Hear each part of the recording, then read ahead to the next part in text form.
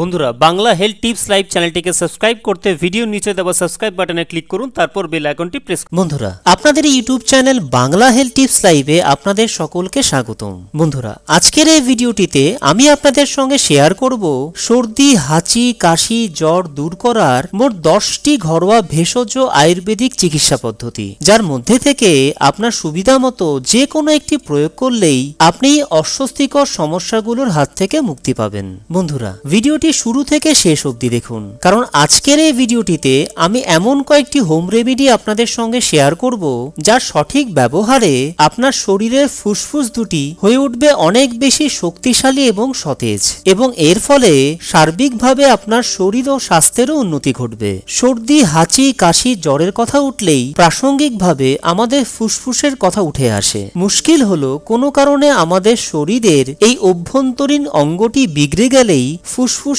নানা রোগ প্রকাশিত হয়, দেহের মধ্যে অস্বাভাবিক অবস্থা তৈরি হয়, দেহে নানা রকম উপসর্গ দেখা দেয়। ফুসফুস সংশ্লিষ্ট সংক্রমণজনিত উপসর্গগুলো বা রোগগুলো নানা প্রকারের হয়। সামগ্রিকভাবে এই রোগগুলোর মধ্যে সাধারণের কাছে সর্বাধিক পরিচিত সর্দি, হাঁচি, কাশি, জ্বর, হুপিং কাশি, শ্বাসকষ্ট এবং বুকে ব্যথা। প্রচলিত আধুনিক চিকিৎসা পদ্ধতির দ্বারা এই রোগগুলোর কোনোটি সারে, আবার কোনোটি সারে না। কোনো রোগ আবার জীবনের শেষ দিন পর্যন্ত থেকে যায়, কোনো রোগ আবার জীবনহানির কারণ হয়ে দাঁড়ায়। অতি প্রাচীন ভারতীয় আয়ুর্বেদ বা ভেষজ চিকিৎসা পদ্ধতি ফুসফুসের রোগগুলো নিরাময়ে এক অনবদ্য ভূমিকা পালন করে আসছে। পার্শ্ব প্রতিক্রিয়াহীন অতি সহজলভ্য উপাদান সেবনে স্থায়ীভাবে কিন্তু এই রোগগুলো নিরাময় সম্ভব। আর আমি আজকে আপনাদের সঙ্গে সর্দি, হাঁচি, কাশি, জ্বর দূর করার এবং আপনার ফুসফুসের কার্যক্ষমতা বাড়ানোর ঠিক সেই ধরনেরই 10টি ঘরোয়া ভেষজ আয়ুর্বেদিক চিকিৎসা পদ্ধতি শেয়ার করব। তো চলুন বন্ধুরা আর সময় নষ্ট না করে এবারে এক এক করে হোম রেমিডিগুলোর বিষয় জেনে নিই। 1 নম্বর, ছাঁচি পেঁয়াজের রস।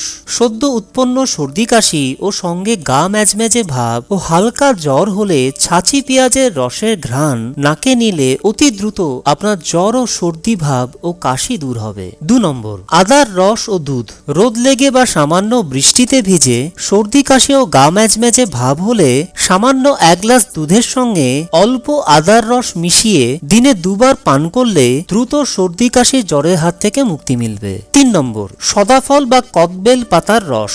কাঁচা সর্দি ও তার সঙ্গে হালকা জ্বর হলে সদাফল বা কদবেল পাতার রস 1 চামচ করে দিনে অন্তত 2 বার খেলে সর্দি, কাশি, জ্বর দূর হবে। 4 নম্বর, তেঁতুল গাছের ফল বা তেঁতুল। বুকে সর্দি বসে গিয়ে খুব অস্বস্তি সৃষ্টি করলে তেঁতুল গাছের ফল বা তেঁতুল জলে রেখে পরে জলীয় অংশটি দিনে 1 থেকে 2 বার খেলে শরীরের সমস্ত অস্বস্তি ভাব কমে যাবে এবং সর্দি দূর হবে। 5 নম্বর, পুরনো ঘি এবং আকন্দ পাতা। বুকে সর্দি বসে গেলে যে কষ্টকর অবস্থার সৃষ্টি হয় তার হাত থেকে দ্রুত রেহাই পেতে হলে 8 চামচ থেকে 1 চামচ পুরনো ঘি একটি আকন্দ পাতার উপর লাগিয়ে পাতাটিকে আগুনে সেকে সেই সেক বা উত্তাপ বুকে লাগাতে হবে। এভাবে দিনের মধ্যে কয়েকবার সেক নিলেই বুকে জমে থাকা সর্দি কফ দূর হবে। 6 নম্বর, বকফুলের রস।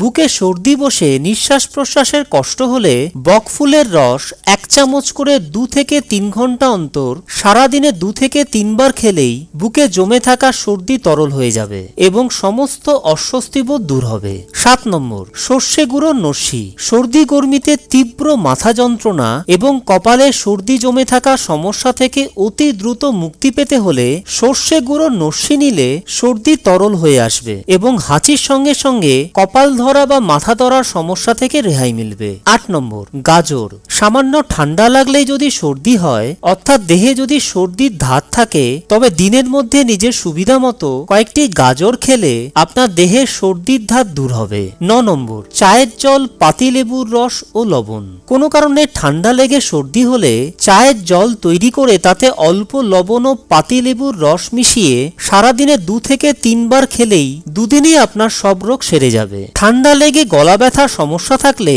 ওই চায়ের জলের সঙ্গে সামান্য পাতিলেবুর রস ও লবণ মিশিয়ে গার্গেল করলে গলা ব্যথার উপশম হবে। 10 নম্বর, শালগম। পুরনো কফ কাশির সমস্যা থাকলে শালগমের কন্দমূল সবজি রূপে কয়েকদিন রান্না করে খেলেই এই রোগ থেকে মুক্তি মিলবে। শালগমে প্রচুর পরিমাণে ভিটামিন এ, বি, সি ও খনিজ উপাদান থাকায় আমাদের ফুসফুসের কার্যকারিতা বাড়াতে এই সবজিটি ভীষণভাবে সাহায্য করে। নিয়মিতভাবে শালগম রান্না করে খেলে আপনার শ্বাসকষ্টজনিত যাবতীয় রোগগুলোর উপশম হবে।